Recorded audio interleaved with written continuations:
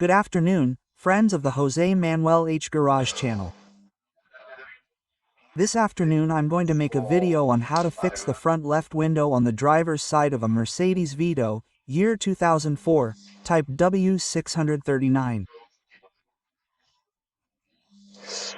I've already made a video on how to do this operation in the long version, that is, buying only the cables, which is the cheapest option. They cost around €15, and replacing the mechanism cables. There's a faster option. This is the quick version of the video for those who are in a hurry and don't mind spending a little more, and that is to buy the mechanism already with the cables installed and such, which is the most complicated part, tightening the cables and such. If you buy the mechanism with the cables already installed, that is, with the entire structure, instead of spending €15, it will cost you around €25 or €30. I'll leave a link to Amazon in the video description to buy it, and then installing it is a piece of cake. It takes no time at all, okay? Because all that part about tensioning the cables, look, it's already arrived, and as you can see it comes with the entire frame.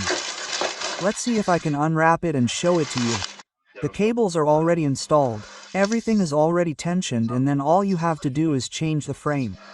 So it's very simple, and I'm going to show you how to do it, okay? The first thing is to remove the door panel.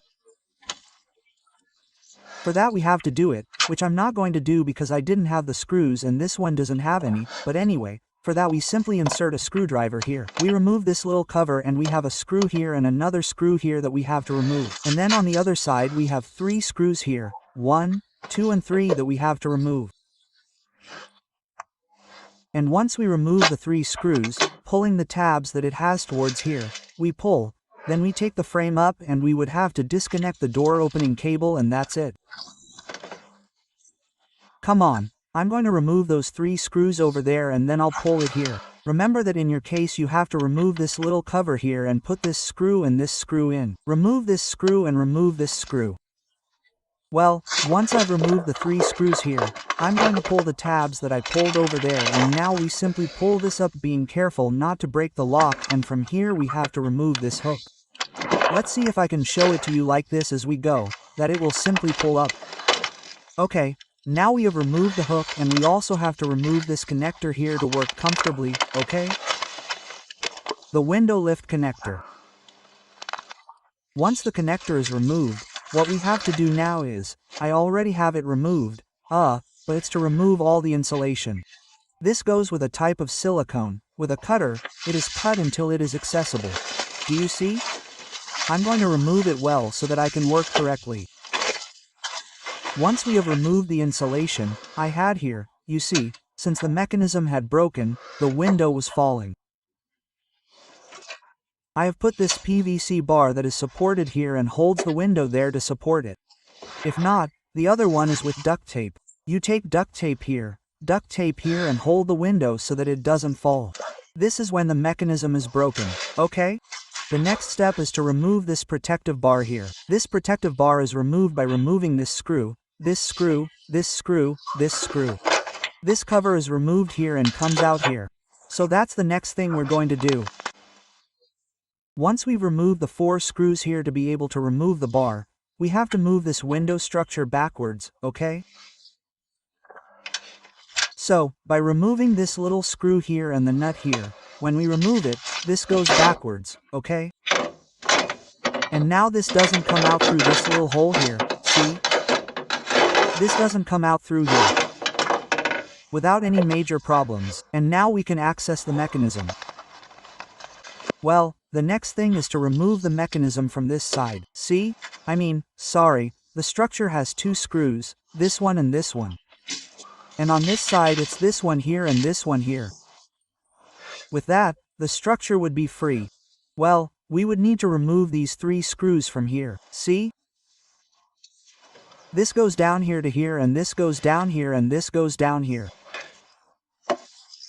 So the issue is to remove these 3 screws to remove this from here, which is new.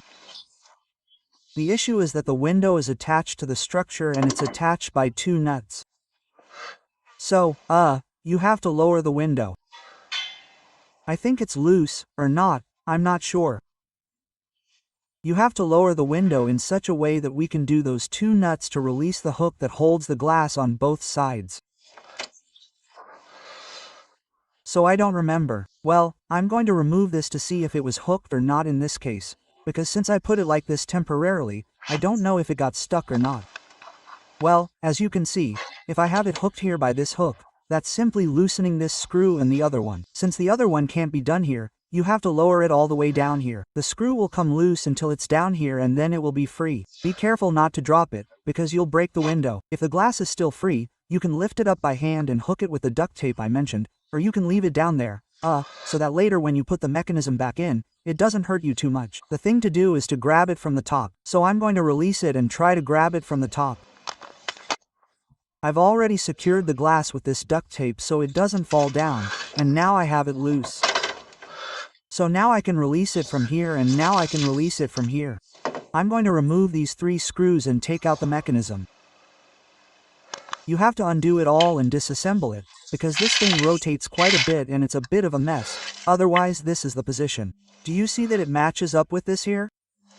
Here's where to grab it. There's where to grab it. And this is exactly like this. This one comes in here. This one comes out here, and this one is all the way inside. See? That's the story. So, let's remove the screw here and the screw there. This is the most complicated part, figuring out how to do it right. Now I'm removing these 2 screws and now I'm taking out the old structure. Do you see there? Look how the cables are all messed up, and that's what was preventing the window lifter from working.